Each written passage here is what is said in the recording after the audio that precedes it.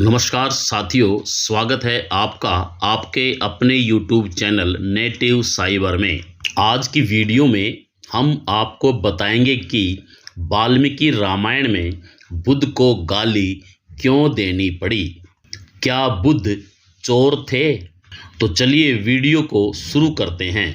एक समय था जब पूरे जम्बू द्वीप में सम्यक सभ्यता हुआ करती थी। फिर ये सम्यक सभ्यता पूरे एशिया महाद्वीप के साथ साथ यूरोप, अमेरिका तक पहुंच गई थी। एशिया के तमाम देश बुद्धिस्ट जातक कथाओं का अनुवाद करके अपने अपने देश में ले गए थे।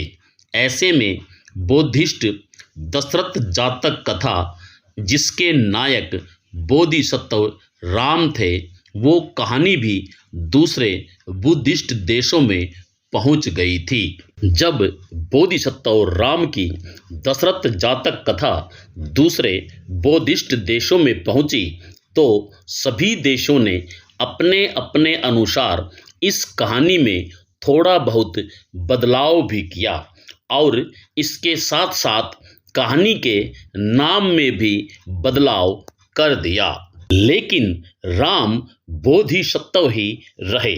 जैसे बौद्धों की ये दशरथ जातक कथा इंडोनेशिया में काबिन, कंपूचिया में राम केरती, थाईलैंड में राम किएन, लाओस में राम जातक, वर्मा में राम वत्थु, मलेशिया में हिकायत शेरी राम, फिलीपींस में महालादिया लावन, तिब्बत में राम कथा, चीन में दशरथ कथानम और अनामक जातकम, खोतान में रामकथा, मंगोलिया में रामकथा, जापान में रामकथा, श्रीलंका में रामकथा, नेपाल में भानुभक्तकृत रामायण बन गई।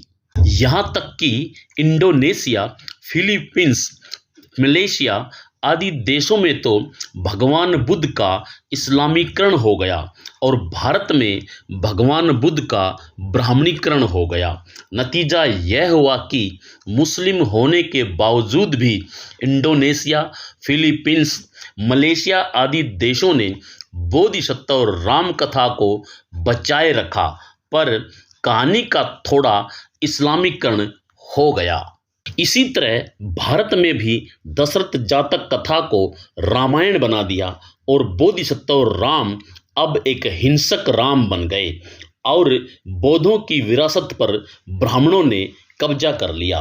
हम आपको बता दें कि पूरी दुनिया में भारत से जिन जिन देशों में ये दशरथ जातक कथा गई, उन सभी देशों ने इस दशरथ जातक कथा को थोड़ा बहुत परिवर्तित जरूर किया, मगर अपनी परिवर्तित की गई कहानी में राम को बोधिसत्व राम ही बनाए रखा। लेकिन भारत में बोधिसत्व राम का ब्राह्मणीकरण करके उसे ब्राह्मणवादी राम बनाकर दशरथ जातक कथा का नाम बदलकर रामायण कर दिया। इतना ही नहीं, इन ब्राह्मणों ने अपने इस ब्राह्मणवादी और हिंसक राम को बोधिसत्व राम से अलग साबित करने के लिए वाल्मीकि रामायण के अयोध्या कांड सर्ग 108 में बुद्ध के बारे में अनाप शनाप लिख दिया, ताकि ये सही से साबित हो जाए कि राम बोधिसत्व नहीं थे। अगर राम बोधिसत्व होते तो बुद्ध को चोर नहीं कहते। तो ये है रामायण के अयोध्या कांड सर्ग 108 का वो श्लोक जिसमें राम द्वारा बुद्ध की निंदा करवाई गई है। मैं इस श्लोक का आपको हिंदी अनुवाद पढ़कर सुनाता हूँ। लिखा है, जैसे चोर दंडनीय होता है, उसी प्रकार वेद विरोधी बुद्ध बौद्ध मतावलंबी भी दंडनीय हैं। तथागत नास्तिक विशेष और नास्तिक चार्वाक को भी यहाँ इसी कोटि में समझना चाहिए। इसलिए प्रजा पर अनुग्रह करने के लिए राजा द्वारा जिस नास्तिक को दंड दिलाया जा सके उसे तो चोर के समान दंड दिलाया ही जाए, परंतु जो वश के बाहर हो उस नास्तिक के प्रति विद्वान ब्राह्मण कभी उन्मुख ना हो, अर्थात उससे वार्तालाप तक न करें।